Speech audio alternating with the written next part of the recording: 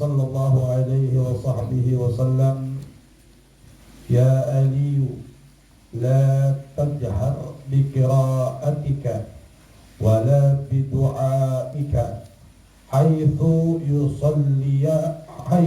يصلي الناس فإن ذلك يفسد صلاتهم.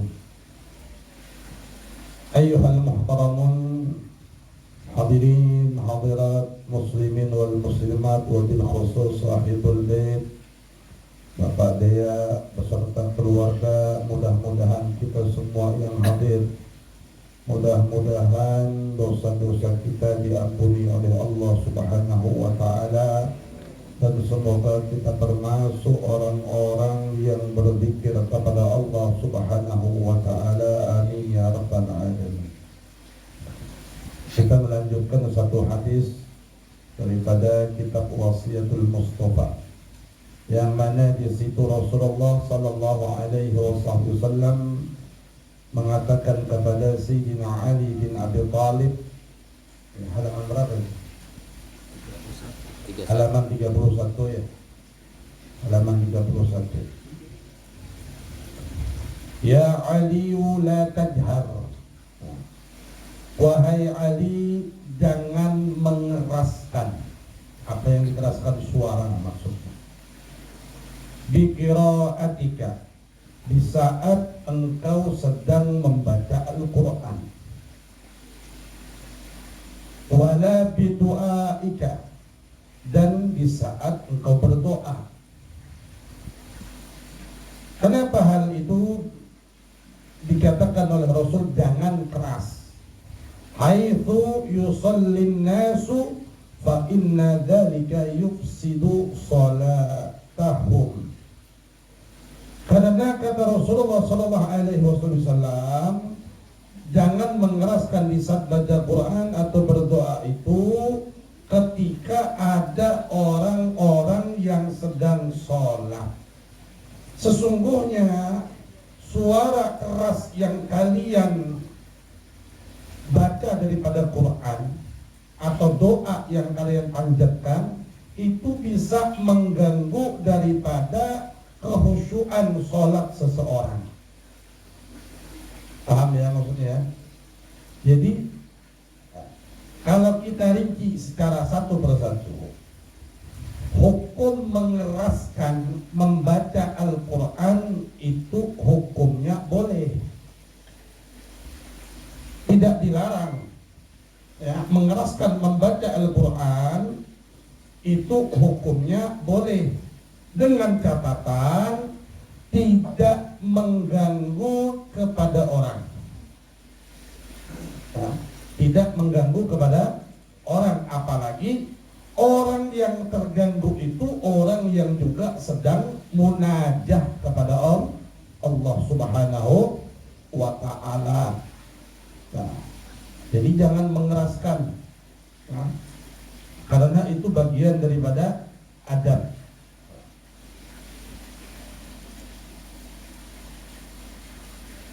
Maka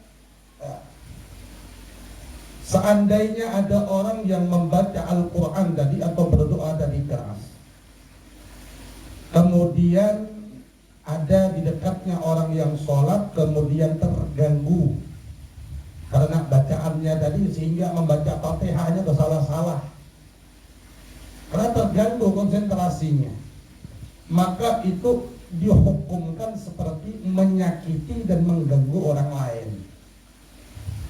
Hati-hati, jangan mentang-mentang suara bagus, nah, akhirnya dilihat, terutama kalau kita misal di masjid, ya kita di masjid nih sholat Jumat, ya kemudian kita datang lebih dulu sambil menunggu adzan, kadangkala ada yang baca Quran, ada yang ambil tasbih, ya silahkan, tidak masalah. Tapi kalau ada di dekatnya orang yang sholat, maka lebih baik pelankan suaranya agar tidak mengganggu kepada orang yang di dekatnya yang sedang sholat tersebut. Di dalam sebuah riwayat hadis Baginda Rasulullah sallallahu alaihi wasallam menyatakan, ala inna kullukum munajin rabbah fala yu'dhiyanna ba'dukum ba'dha wa la yarfa' ba'dukum ala ba'di fil qira'at. Ini kata Rasulullah, ketahuilah sesungguhnya setiap kalian itu sedang bermunajah kepada Rabbah, kepada Tuhan kalian, kepada Tuhannya. Artinya nih contoh lah, nih yang paling nyaman nih. Kita lagi di saat ini nih sama-sama mengkaji, iyalah sama-sama mengaji nih. Kemudian ada satu orang yang megang tasbih, nyaring, subhanallah, terganggu yang di samping sehingga tidak fokus terhadap yang mendengarkan. Maka tasbihnya itu menzalimi kepada orang. Itu kategori ibadah. Terus bagaimana kalau hanya sekedar pemanggilan suara, sekedar ngobrol aja mengganggu terhadap orang yang di samping? Seperti itu maksudnya. Dalam bacaan Quran saja, baca Quran tadi, baca Quran itu kan ibadah.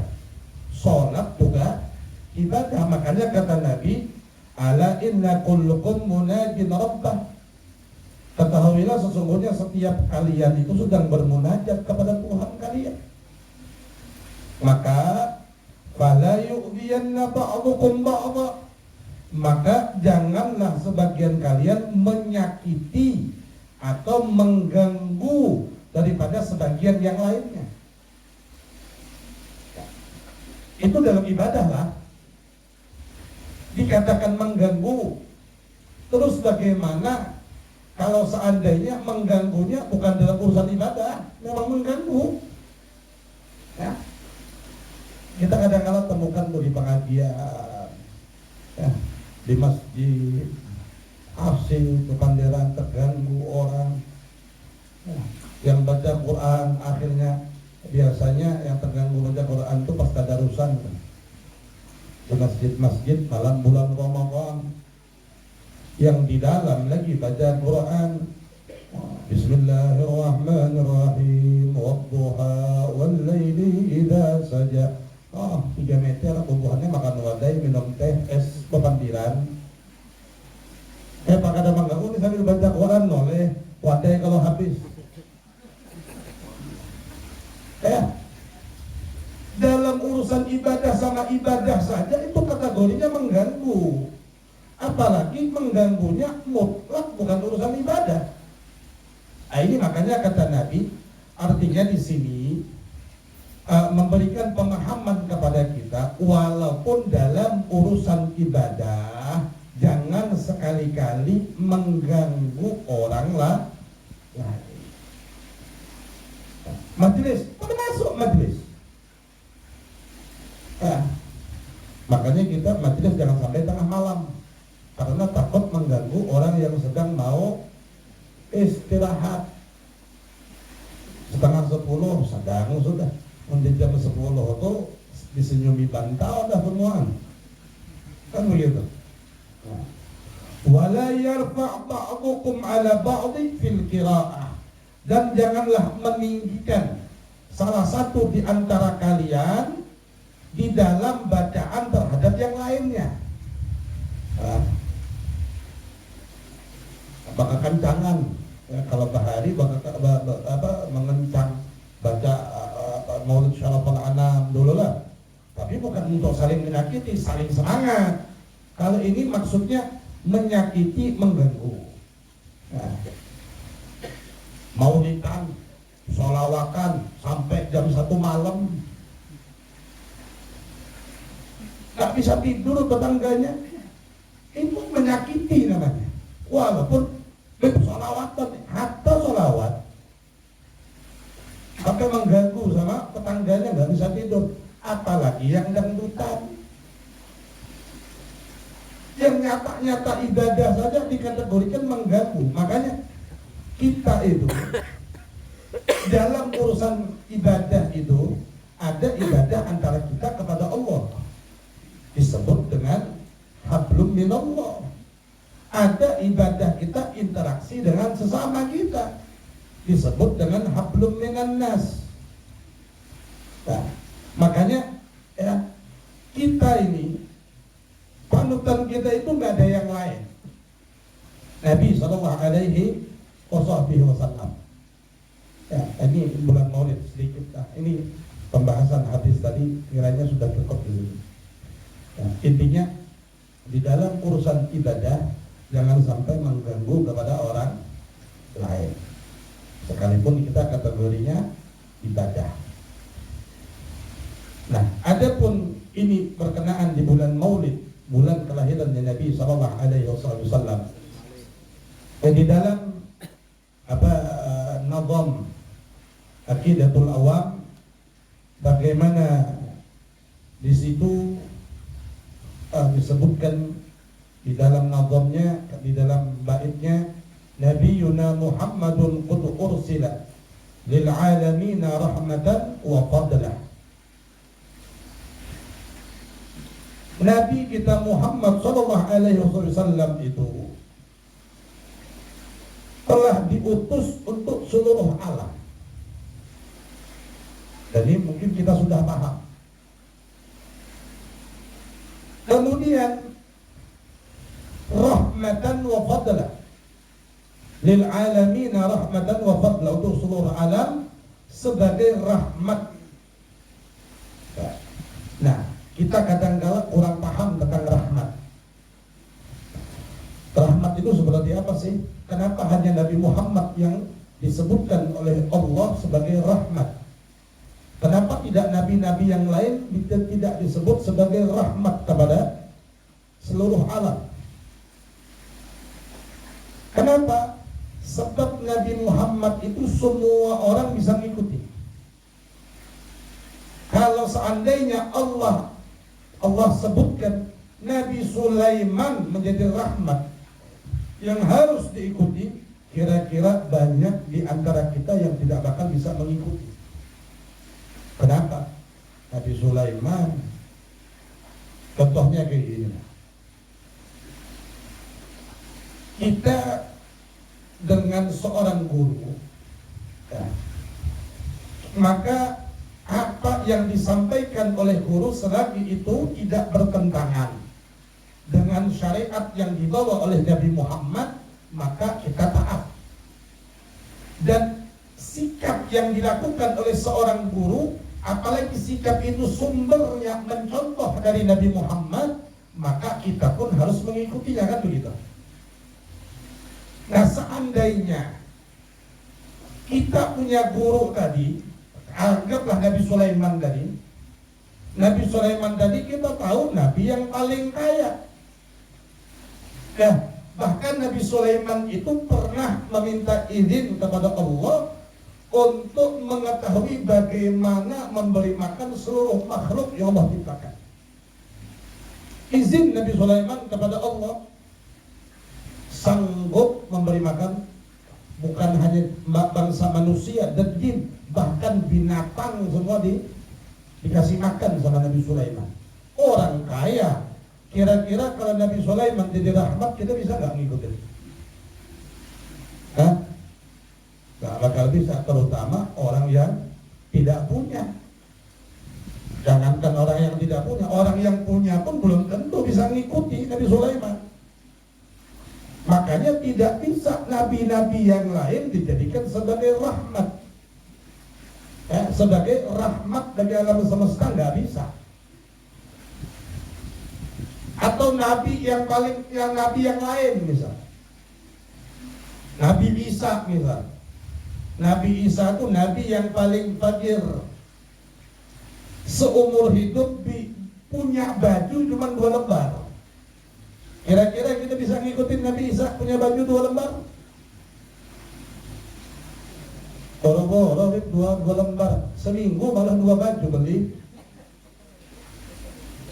Nah, oleh sebab itu Nabi Sallallahu Alaihi Wasallam lah yang disebut oleh Allah tadi, ya,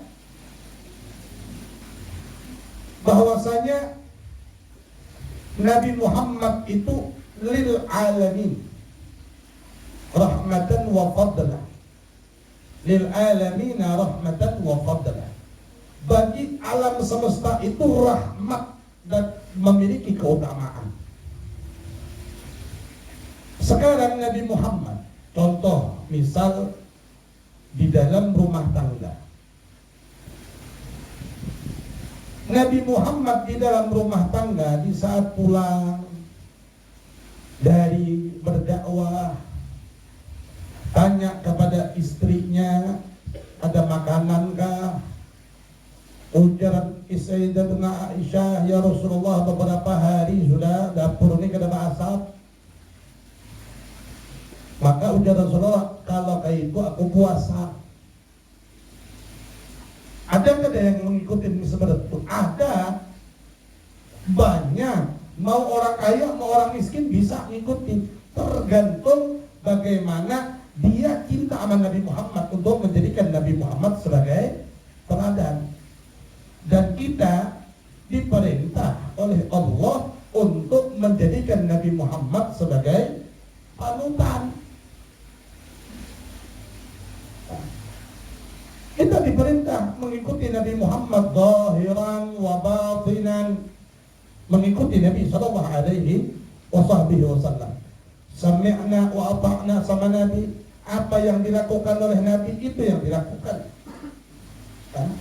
Dan membuktikan kecintaan kita dengan kita ittiba dengan Nabi sallallahu alaihi wasallam, mengikut kepada Nabi. Jadi mengikut itu jangan apa yang saya sampaikan di sini. Apa yang saya sampaikan jangan sekali-kali dicap, oh saya harus ngikutin Habib Sofi. Jangan, salah teman. Saya manusia biasa. Yang diikuti itu Nabi Muhammad. Karena Nabi Muhammadlah orang yang di saat kita mengikuti beliau, maka kita akan mendapatkan stempel dicintai oleh Allah Subhanahu wa ta'ala, yuhibbukumullah. Dan di saat mengikuti Nabi Muhammad, selain distempel sama Allah sebagai orang yang dicinta oleh Allah, juga wa yaghfir lakum dzunubakum, dan mendapatkan ampunan daripada Allah Subhanahu wa ta'ala. Amun sampeyan mengikuti saya jadi ikutin anak bingung masih. Akan tetapi apa yang disampaikan oleh siapapun selagi itu bersumber dari Nabi sallallahu alaihi wasallam untuk menumbuhkan kecintaan kepada Nabi, ketaatan kepada Nabi, semakin mengenal kepada Nabi, maka itu diikuti. Kalau mengikuti manusia yang lain, jangan, bahaya. Nanti kalau saya salah, ikut salah. Karena saya manusia biasa. Yang diikuti adalah Nabi sallallahu alaihi wasallam, dan itu adalah perintah Allah Subhanahu wa ta'ala. Nah, diutusnya Nabi kita Muhammad sallallahu alaihi wasallam, dan ini adalah akidah kita. Kita itu harus punya keyakinan sesungguhnya Nabi Muhammad diutus untuk memberikan rahmat kepada seluruh alam, dan kita wajib bagi setiap orang yang baligh berakal itu wajib diperintahkan mengikuti Nabi sallallahu alaihi wasallam. Walaupun kita sadar mengikuti Nabi Muhammad itu bukan perkara yang ringan, tapi bukan berarti sesuatu itu tidak bisa. Jangankan kelas kita, kelas sahabat saja untuk mengikuti Nabi itu berat. Kalau kita mau berbicara ibadahnya Rasulullah, satu ketika Sayyidina Abi Hurairah di saat di tengah malam melihat Rasulullah sedang sholat tahajud, Qiyamul Lail. Dilihat oleh Sayyidina Abi Hurairah, maka Sayyidina Abi Hurairah kepingin bermakmum kepada Rasulullah. Sehingga di saat Rasulullah SAW mengerjakan sholat, Sayyidina Abu Hurairah berdiri di sampingnya agak mundur sedikit. ingin bermakmum kepada Rasulullah, kemudian memberi isyarat Sayyidina Abi Hurairah, kemudian mengangkat takbir Allahu Akbar. Rasulullah membaca surah Al-Fatihah. Setelah membaca surah Al-Fatihah, Rasulullah membaca surah Al-Baqarah. Ya, surah Al-Baqarah bukan alif lam mimnya saja Bu yang dibaca. Ini Sayyidina Abi Hurairah dengar Rasulullah baca alif lam mim. Dzalikal kitabu la raiba fihi hudan lil muttaqin. Pikir Sayyidina Abi Hurairah paling 10 ayat, 20 ayat. Ternyata itu surah Al-Baqarah selesai dibaca Rasulullah. Selesai dibaca oleh Rasulullah. Kemudian ada orang imam baca surah Al-Baqarah berani ngikut. Jangankan ngikut, sholat tarawih aja cari surah-surah yang pendek. Ini sahabat Nabi SAW. Ternyata setelah surah Al-Baqarah, bukan Rasulullah berhenti, ruku enggak, lanjut surah selanjutnya. Surah apa? Al-Imran. Sehingga Abu Hurairah berpikir, paling 50 ayat ini. Ternyata 50 ayat lebih, mungkin 100. Ternyata lebih. Ternyata sampai selesai surah Al-Imran dibaca oleh Rasulullah. Lanjut lagi ke surah selanjutnya, surah An-Nisa. Bayangkan. Makanya wajar kalau kita mendengar dalam sejarah Rasulullah itu kakinya sampai bengkak dikarenakan sholatnya, karena kelamaan berdirinya. Kalau kita bengkak gara-gara samurat. Ini contohnya Rasulullah. Makanya kalau kita ikuti Rasulullah, memang tidak mungkin sempurna di dalam pengikutan kepada Nabi, tapi paling tidak dengan kadar kemampuan kita, kesungguhan kita, kalau kita ingin dekat sama Nabi, lakukan apa yang dilakukan oleh Nabi Muhammad. Ikuti Nabi Muhammad, jadikan Nabi Muhammad sebagai suri teladan, panutan di dalam kehidupannya, di dalam urusan dunianya, di dalam urusan akhiratnya. Itu dalam ibadah Nabi. Belum lagi dalam sedekah Nabi. Nabi kalau ada uang nggak pernah ada di tangan. Ada di tangan itu harus habis. Rasulullah itu nggak bisa tidur kalau duit itu masih di kantong. Kalau kita belum bisa tidur kalau duit di kantong belum dihitung. Ini kita. Ya. Nah, hadirin yang dirahmati oleh Allah Subhanahu wa Ta'ala, maka selain Allah Subhanahu wa Ta'ala memerintahkan kita, kenapa harus mengikuti Nabi?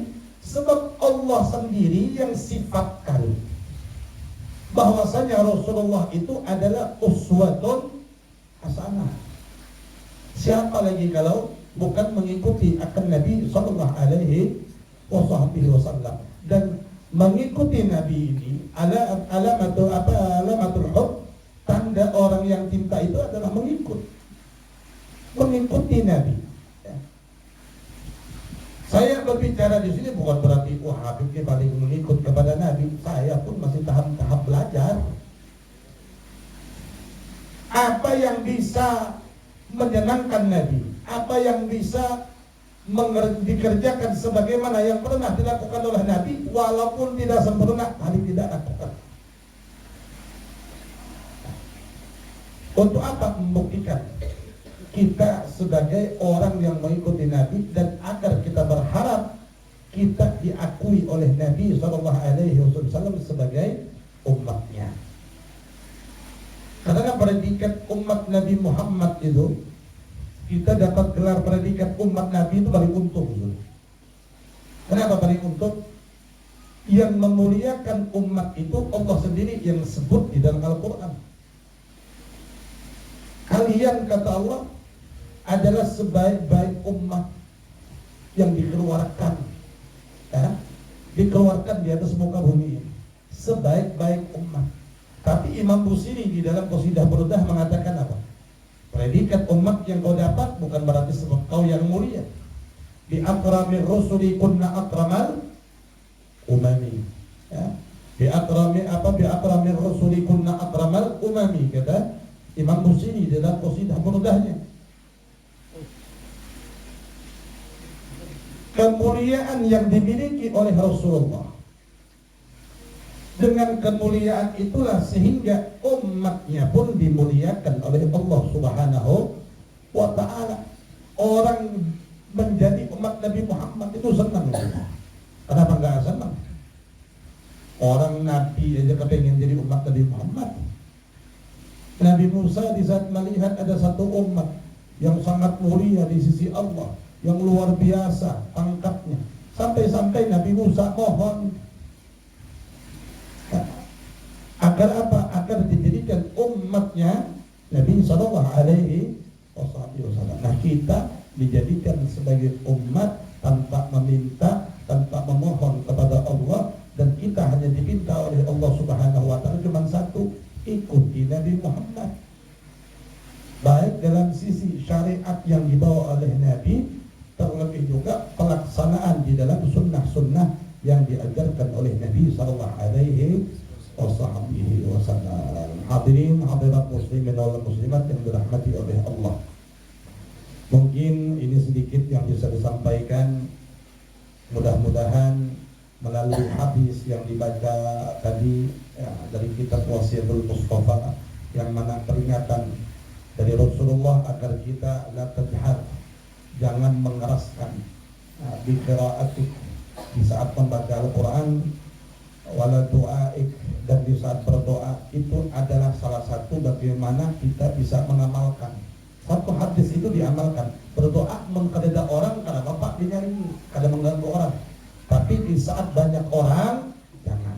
Nah, satu hadis itu kita amalkan, mudah-mudahan kita berharap dengan kita mengamalkan nasihat dari Rasulullah, ujangan dari Rasulullah, hadis dari Nabi Muhammad, mudah-mudahan Allah Subhanahu wa ta'ala memberikan petunjuknya kepada kita, sehingga kita sedikit demi sedikit bisa mengikuti Nabi Sallallahu Alaihi Wasallam di dalam tingkah lakunya, di dalam sikapnya, di dalam ibadahnya, di dalam setiap apapun yang ada pada Nabi. Mudah-mudahan kita diberikan kekuatan untuk bisa mengikut kepada Nabi Muhammad Sallallahu Alaihi Wasallam.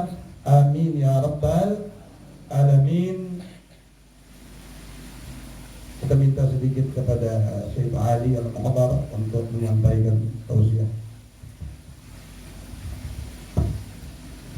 Assalamualaikum warahmatullahi wabarakatuh. Waalaikumsalam warahmatullahi wabarakatuh. Alhamdulillah wahibul mannan, nahmaduka Allahumma bis-sirri wal 'alan. Wassalatullah wassalamuhu ala sayyidina Muhammad sayyidil hasan, munqidul umami minal fitan wa mursyidhum ila aqwami sunnah, wa ala alihi أبحالهم مع القرآن في القرآن وعلى أصحابه العماسل وكل فيما أسعوا مؤتمن مسداني بذكر حمل المدارس وطاب بمناكبهم الزمن. رب اشرح لي صدري ويسر لي أمري واحلل عقدة من لساني يفقهوا قولي أما بعد. Yang pertama-tama yang saya cintai dan saya hormati Khadimul Majlis Al-Habib Muhammad Shafi bin Abdurrahman Ba'bud mata'amallah abiduli hayati. Semoga Allah panjangkan umur beliau, semoga Allah mudahkan hajat-hajat beliau, semoga Allah jadikan beliau orang yang sukses dunia akhirat. Amin ya rabbal alamin. Dan juga terhadap sahibul bait, sekeluarga dan masyarakat hadirin hadirat, semoga kita di bulan yang berkah ini mendapatkan rahmatnya Allah Subhanahu wa ta'ala dan bisa dimudahkan oleh Allah Subhanahu wa ta'ala di dalam ittiba mengikuti baginda Nabi Muhammad sallallahu alaihi wasallam. Dan alhamdulillah kita telah mendengar bagaimana seorang yang sedang melakukan ibadah tidak boleh mengganggu orang lain. Kemudian juga bagaimana kita di bulan Maulid, kalau kita memang menyatakan cinta terhadap baginda Nabi Muhammad SAW, bukan sekedar ucapan, tapi memang harus dididik.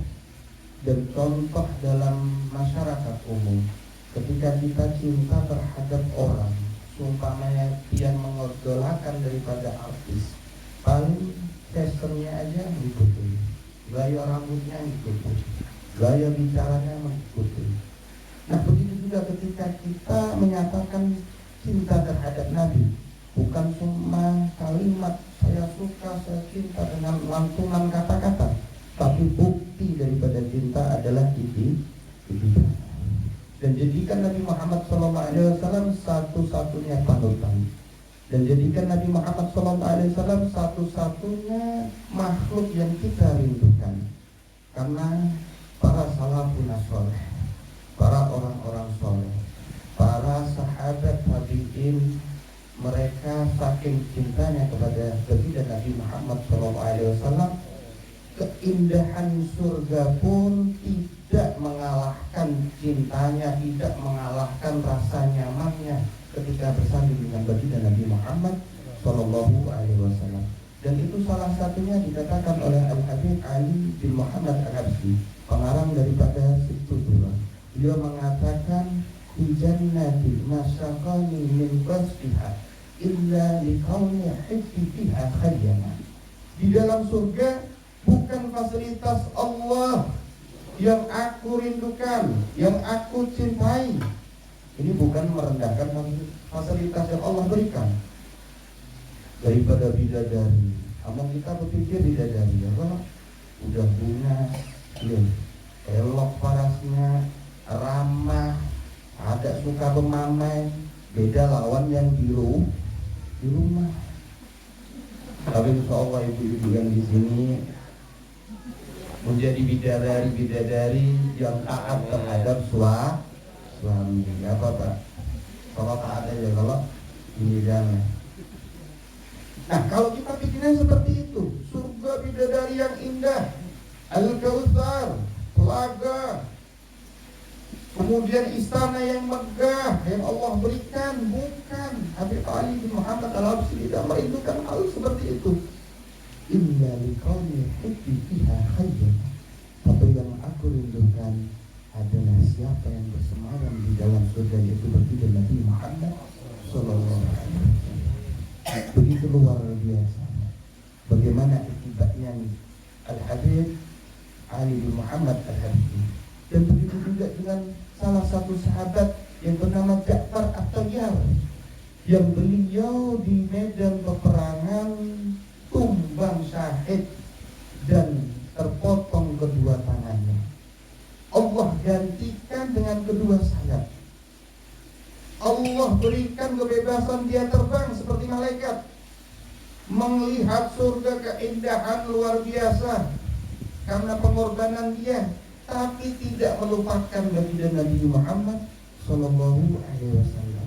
Ketika di suatu majelis Nabi Muhammad sallallahu alaihi wasallam duduk dengan para sahabat, tiba-tiba Nabi Muhammad sallallahu alaihi wasallam menghadap ke langit, kemudian membalas daripada salam. Para sahabat bingung, siapa yang dibalas salamnya? Gak ada seorang pun yang datang. Kemudian setelah daripada hal tersebut, kejadian tersebut, Nabi Muhammad SAW menjelaskan itu Ja'far At-Tayyar. Dia datang, dia rindu, padahal dia sudah mendapatkan kenikmatan surga, tapi tidak mengalahkan kerinduannya terhadap baginda Nabi Muhammad sallallahu alaihi wasallam. Maka pelajaran penting, ayo di bulan Maulid ini sedikit demi sedikit jangan pernah kita tinggalkan. Jangan pernah kita merasa diri kita nggak mampu untuk ditiba. Udah yang penting aku Islam, barangkah Islam KTP kah, yang penting Islam selamat kayak di surga. Jangan seperti itu. Tetap kita usahakan diri kita untuk selalu pelan-pelan ya. Mungkin yang telah dijelaskan daripada Habib Sofi tadi, bagaimana kita kalau mengikuti sholatnya Nabi, tahajudnya Nabi, nih suratnya panjang-panjang, sahabat aja gara kau, apalagi kita. Maka sedikit 2 rakaat, 4 rakaat. Nah, pelan-pelan, yang penting diupah. Nah, karena yang ditakutkan ketika kita diberi kemampuan oleh Allah Subhanahu wa Ta'ala di dalam melakukan ibadah, di dalam melakukan segala hal. Ternyata kita bosan, ternyata kita males, gak mau mencoba, gak mau berjuang kalah dengan hawa nafsu. Maka orang seperti itu akan menyesal ketika udah meninggal. Allah Subhanahu wa ta'ala katakan di dalam Al-Quran, hatta idza jaa ahaduhumul mautu qala rabbi irji'un la'ali a'malu shalihan mimma taraktu kalla innaha kalimatun huwa qailuha wa min wara'ihim barzakhun ila yaumi yub'atsun. Orang-orang, sebagian orang-orang yang dia tidak memanfaatkan ketika waktu luangnya, dia tidak mengusahakan untuk ittiba mengikuti Nabi, ketika dia di dalam keadaan sukses, di dalam keadaan yang Allah beri kemampuan lebih, tidak pernah menoleh membantu tetangganya, saudaranya, kerabatnya dan lain sebagainya, maka mereka akan meminta kepada Allah, ya Rabb, kembalikan aku ke dunia, la'ali a'malu shalihan bima taraktu, agar aku bisa mengamalkan amalan yang telah aku tinggalkan. Sehat, enak, ya. Dia butuh begawi taruh dengan keluarga, tak ibadah ada. Ya kalau padahal antara dunia dengan akhirat harus diimbang, apalagi urusan akhirat. Kalau nggak bisa, inna kalimatun huwa qailuha, itu cuma kalimat yang bisa dia lontarkan saja. Wa min wara'ihim barzakhun ila yaumil ba'ts. Dia udah menyesali dan dia udah di alam barzakh, tinggal menunggu sampai dia dibangkitkan. Maka ayo mari kita sama-sama di bulan Maulid ini, arti daripada bulan Maulid yang berkah ini, untuk membangkitkan diri kita, untuk membangkitkan semangat kita, al-ishq, kerinduan kita kepada baginda Nabi Muhammad SAW, dengan dibungkus ittiba, mengikuti teladan yang telah Nabi Muhammad SAW ajar. Ya mungkin sekian ya, sedikit tambahan ya. Sejujurnya dari Habib Sofi udah maju ya Allah. Tapi ini termasuk adab ya. Jadi imtisalul amal, mengikuti perintah itu adab. Ini sebetulnya belum ada persiapan dua bang. Belum juga, tapi ya sedikit ini insya Allah bisa bermanfaat. Belum minta halal, minta ridho. Kalau ada salah kata-kata atau kata-kata yang kurang berkenan, ada min wa'afu minkum. Assalamualaikum warahmatullahi wabarakatuh.